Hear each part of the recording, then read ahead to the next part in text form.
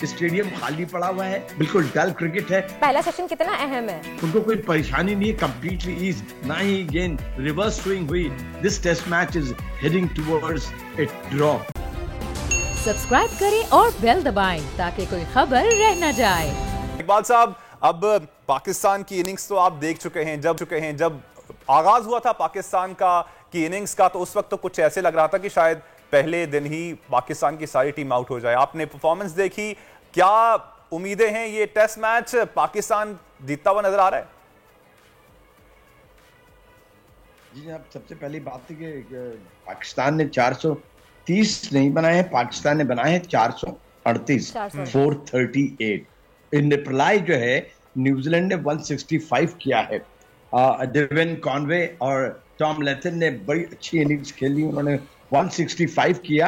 और ये इनकी पाकिस्तान के अंदर, पाकिस्तान के खिलाफ इन्होंने 1965 में 136 रन बनाए थे, उसका रिकॉर्ड तोड़ दिया। दूसरी बात ये सारी बात ये कि सिचुएशन ये है कि स्टेडियम खाली पड़ा हुआ है, इसलिए कि एक्साइटमेंट क्रिकेट तो हो नहीं रही है, बिल्कुल डल क्रिकेट है। और जो पाकिस्तानी बॉलर्स थे वो तो खास तौर पे बिल्कुल इनइफेक्टिव रहे। न्यूजीलैंड के बॉलर्स को तो आप ये कह सकते हैं कि पहले दिन उन्होंने मतलब लंच से पहले 3 खिलाड़ियों को आउट कर दिया, विकेट थोड़ी सी टर्न भी ले रही थी और गेंद में थोड़ा सा मॉइस्चर भी था, उसके बाद वो ड्रॉ। इकबाल साहब, लेकिन कल आप बॉलर्स की बात कर रहे हैं, कल तो हमारे बॉलर्स एक भी खिलाड़ी को आउट नहीं कर पाए थे न्यूजीलैंड के। तो आज के मुकाबले में आपको क्या लग रहा है कि पहला सेशन कितना अहम है?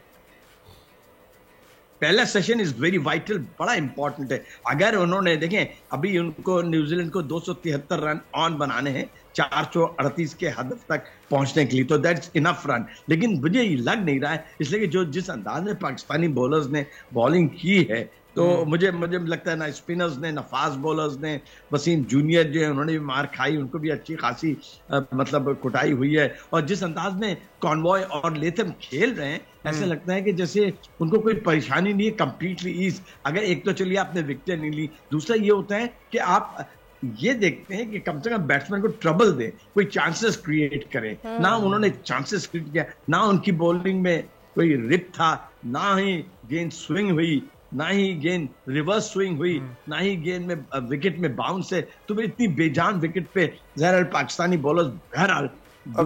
और इकबाल साहब, आप जो विकेट की बात करें, आप कराची के अंदर हम देखते हैं कि सुबह के औकात में मॉइस्चर होता है, तो ये कैसे इफेक्ट करता है विकेट को?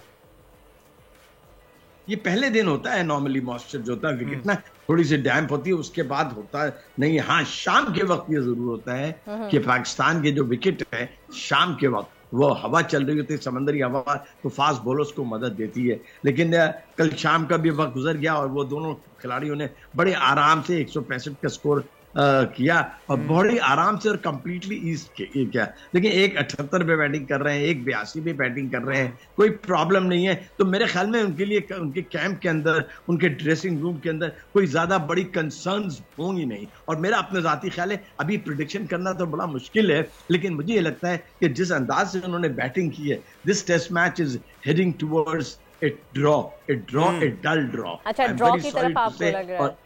और अफसोस इस बात का होता है कि टेस्ट मैच में अभी इंग्लैंड आई थी, इंग्लैंड ने कहा था वी डोंट नीड ड्रॉ, हम ड्रॉ नहीं खेलते, हम टेस्ट मैच में रिजल्ट चाहते हैं। तो जब जाहिर सी बात है, उसका अगर रिजल्ट आता, पाकिस्तान अच्छा परफॉर्मेंस करता, तो स्टेडियम इतना बैरन ना होता। ऐसा लगता है कि जैसे कहीं आप ऐसे किसी कब्रिस्तान में बैठे हुए, स्पेक्टेटर्स है ही नहीं, पूरे स्टेडियम में मिला के 1500-1600 लोग हैं, उससे ज्यादा तो वहाँ ऑफिशियल्स बेचारे काम कर रहे हैं। सही है।